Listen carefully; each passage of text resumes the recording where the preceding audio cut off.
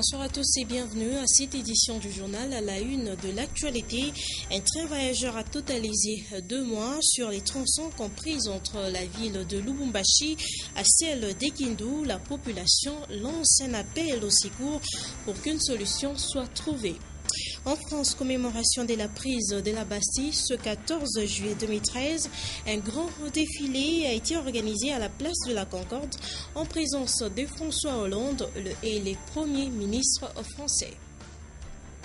Une fois de plus, bienvenue à cette édition du journal. D'abord, cette nouvelle. La radio-télévision Kolwezi à Lissano, RTKL, émettant de la ville de Kolwezi, n'émet plus depuis samedi 13 juillet 2013. Les conseils supérieurs de l'audiovisuel et de la communication CESAC, antenne du Katanga, l'a fermé à titre conservatoire pour une durée d'1 mois. Les coordonnateurs provinciaux du CESAC au Katanga, Richard Kalumba, reproche aux responsables de la radio-télévision Kolwezi à Lissano, RTKL, d'avoir diffusé les messages des personnes qui se seraient présentées comme des Bakata Katanga qui sont parvenus, selon lui, à proclamer l'indépendance du Katanga. La place de la Concorde en France a abrité le grand défilé du 14 juillet. Il s'agit de la commémoration de la prise de la Bastille. François Hollande, chef d'État français, a passé les troupes en revue avant d'être accueilli par le Premier ministre. Les détachements de l'armée malienne a également pris part à ce grand défilé. Édouard Kankou nous en parle. Ils ont pris part active au grand défilé du 14 juillet à la place de la Concorde à Paris. Les militaires maliens sous les applaudissements de Dioncounda Traoré, président malien des transitions. Il s'agit de la reconnaissance du Mali à l'intervention française au pays à travers l'opération Serval. À ce grand défilé marquant la prise de la Bastille par le peuple parisien le 14 juillet 1789, le chef d'État français François Hollande commence par passer les troupes en revue avant d'être accueilli par le Premier ministre et de prendre place dans la tribune officielle. Pour marquer la cérémonie d'un symbole purement national, les avions aux fumées tricolores survolent la place de la Concorde. Ce sont les troupes à pied ou des sols qui donnent le ton. Et c'est le détachement armé malienne qui commence, suivi des militaires des 12 pays qui ont servi la MINUSMA, mission des Nations Unies pour la stabilité du Mali. Ils seront suivis par le défilé des écoles et c'est la Polytechnique qui passe en premier, puis l'école service santé des armées, l'école nationale des sous-officiers d'actifs et la brigade des sapeurs-pompiers. Un autre temps fort, c'est le passage de la cavalerie de la garde républicaine et l'escadron motocycliste de la police nationale. Le 14 juillet, rappelle les jours durant lesquels la Bastille a été prise d'assaut par des émeutes. Il est aussi considéré comme la première intervention d'ampleur du peuple parisien dans le cours de la Révolution et dans la vie politique française.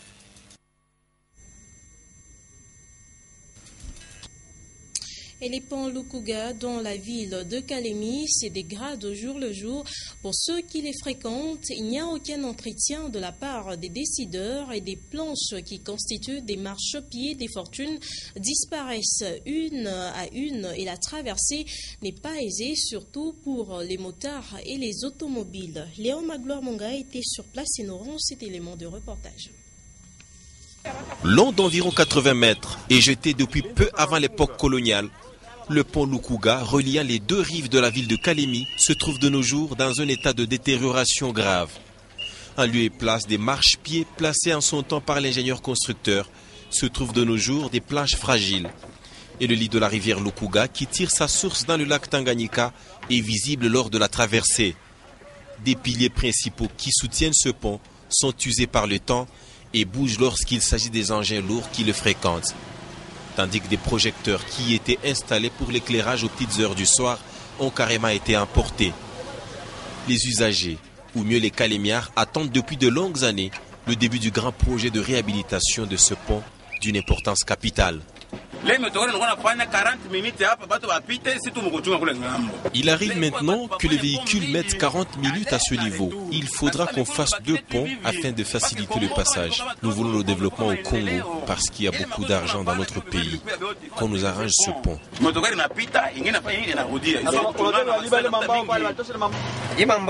Ces planches qu'on a placées ici sont très fragiles et il y a le risque de se noyer. Il n'y a pas longtemps, une maman s'est blessée par ici et s'était noyée.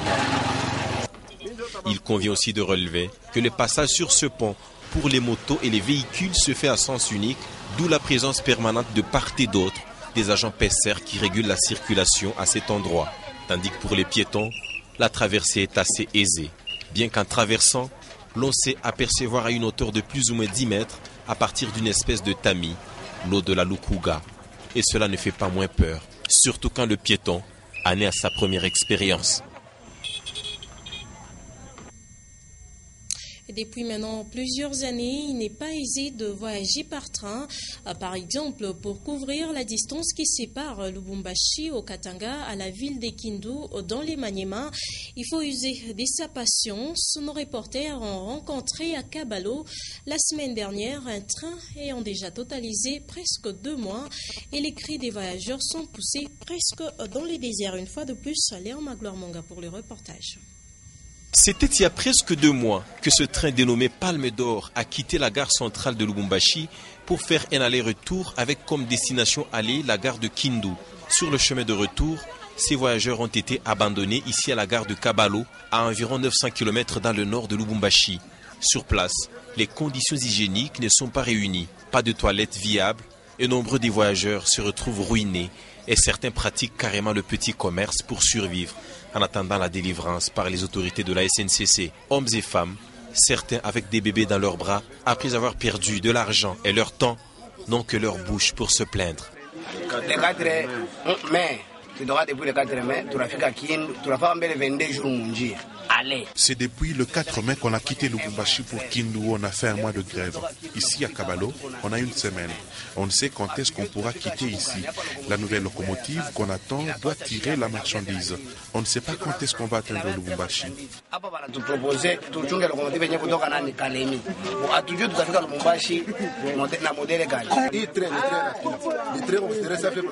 Ce train est un rapide. En principe, on doit faire 2 jours, mais nous, on va totaliser 2 mois. Même le train ordinaire ne traîne pas comme ça. Les conditions des voyages dans les compartiments sont déplorables. Pas d'espace. Dehors sur le quai et sous les vérandas des vieux bâtiments ruinés par le temps, l'on passe nuit à la belle étoile, à la merci des moustiques et du froid de juillet. Au sujet de l'arrivée d'une locomotive en provenance de Kalemi ou de Lubumbashi, les rumeurs vont bon train entre passagers. Et le jour du voyage toujours incertain. Si sous d'autres cieux, dans des pays développés, on parle de TGV ou train à grande vitesse, ici, ces voyageurs qui sont à leur 8e semaine sur la voie ferrée depuis la date de départ peuvent parler de TPV ou tout simplement tortue à petite vitesse. Et en parlant santé, l'équipe mobile de Shalina Clinic s'est rendue dernièrement dans la ville minière de Likasi pour administrer des soins d'yeux à plus de 207 personnes. Et les cas difficiles ont été transférés à Lubumbashi pour une prise en charge appropriée. Suivez. Ils étaient nombreux, hommes et femmes, venus recevoir le soin d'yeux administré par l'équipe mobile des Shalina Clinic. Les consultations se sont déroulées dans l'enceinte de l'église 30e CPECO de la commune Kikula, ville de Likasi. C'est des soins gratuits que ce malade souffrant de conjonctivite, cataracte et autres ont bénéficié. J'ai subi une opération à l'œil gauche. Je tiens à remercier l'équipe de Shalina.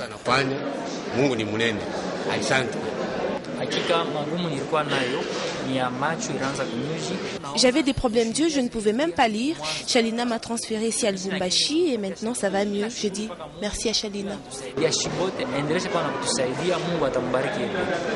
Plus de 207 personnes ont été consultées et 11 transférées à la polyclinique Shalina à Lubumbashi pour subir une intervention chirurgicale appropriée pour le cas des cataractes. Une nouvelle fois de plus, l'équipe de Shalina a volé au secours de personnes ayant des problèmes d'yeux, comme c'est des coutumes. Un reportage de Tatiana Ndila et Michel Olela. Il y a de cela quelques jours que l'autorité urbaine a interdit la vente des jouets militaires dans la ville de Lubumbashi. Sur les terrains, rien n'a été respecté par les commerçants. Ces articles continuent à être liquidés en présence même du service qui a interdit cette pratique des ventes des jouets militaires. Mamie Hélène Kalilo pour les détails. Malgré l'interdiction par les autorités de la vente des jouets et entrée à l'armée, ceux-ci demeurent encore visibles au centre-ville de Lubumbashi. Pour ceux qui exercent ce petit métier, leur intention est de rechercher le pain quotidien et non chercher à nuire.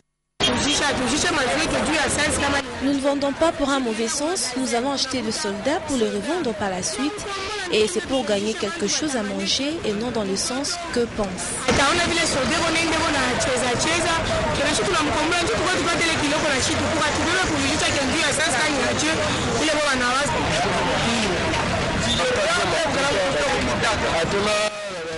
Nous cherchons l'argent, nous n'avons pas de marchandises.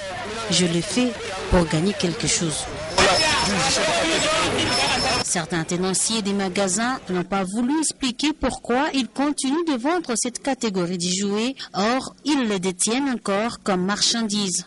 L'on s'interroge s'il y a eu un suivi par l'État après avoir pris cette mesure, car dans la plupart des cas, les décisions ne sont pas accompagnées de suivi. Pour le cas précis, la mesure semble ne pas inquiéter les commerçants. Et les habitants du quartier Kisanga se plaignent de l'absence de l'électricité dans leur contrée.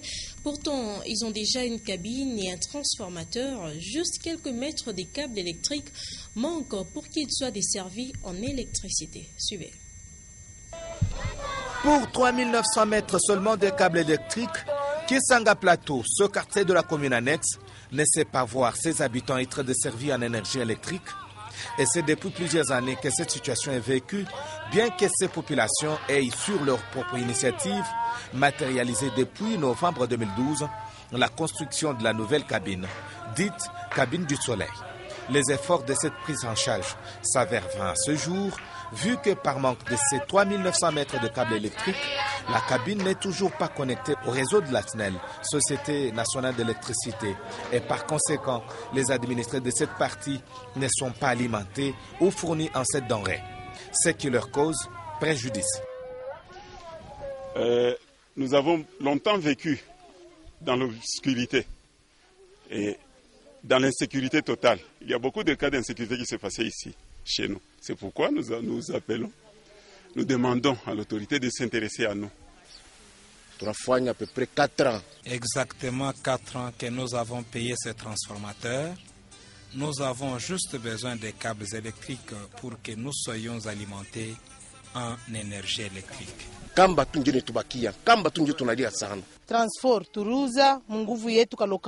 Le transformateur, nous l'avons payé par nos propres moyens. Il ne nous reste que les câbles électriques. Nous demandons au gouverneur de nous venir en aide parce que les voleurs profitent de cette obscurité pour opérer.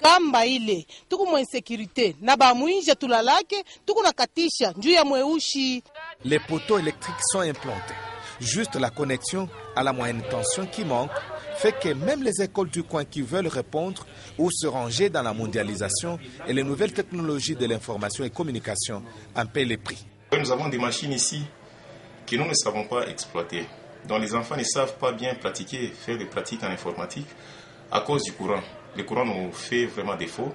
Là, nous demandons aux autorités politico-administratives de nous aider, de nous venir en aide. Si on pourra nous donner même un transfo, alimenter notre cabine ici, que notre cabine soit opérationnelle, là, ça va beaucoup nous aider. Entre-temps, dans des ménages, les appareils électroménagers ne servent plus à rien. Dans la soirée, ce sont des groupes électrogènes et bougies qui sont utilisés. Et le risque ou danger quant au cas d'insécurité deviennent de plus en plus permanents. Place à présent, madame, monsieur, à la rubrique Lu pour vous avec Edouard Kankouchitengue.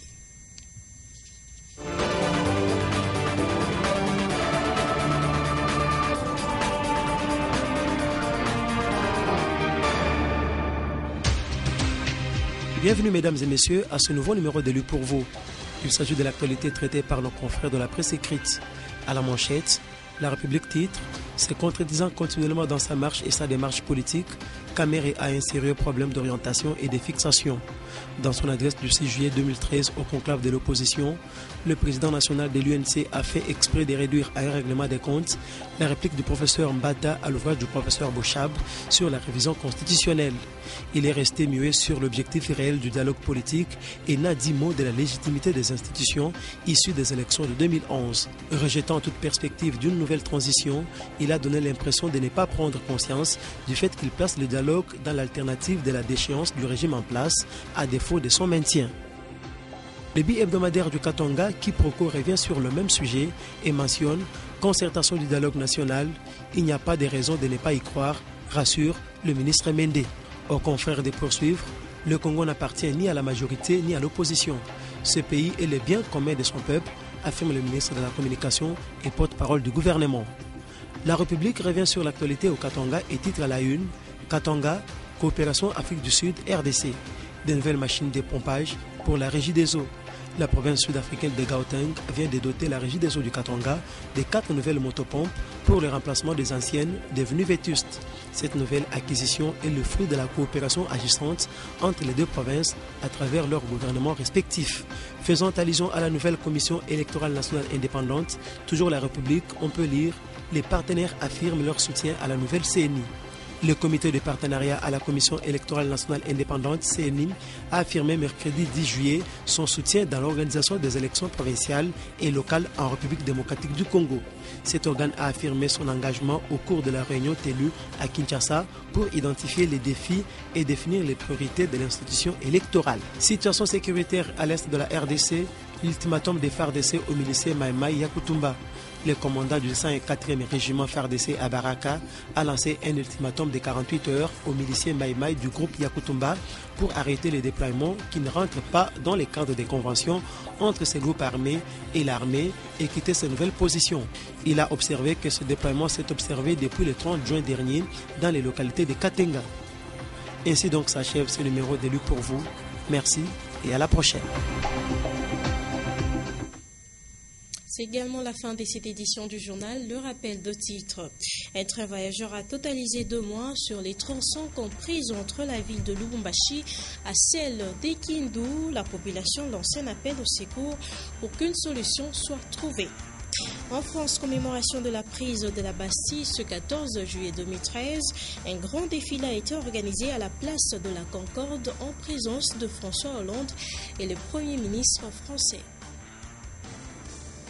Merci à vous de nous avoir suivis. Madame, Monsieur, retrouvez à 23h.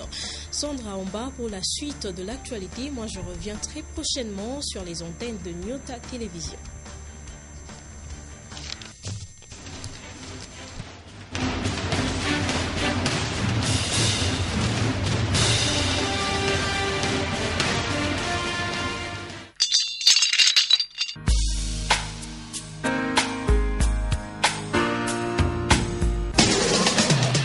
Programmation musicale, voice track, gestion publicitaire. Nyota FM. Et un support technique, c'est sur Nyota. Écoutez, c'est une nouveauté.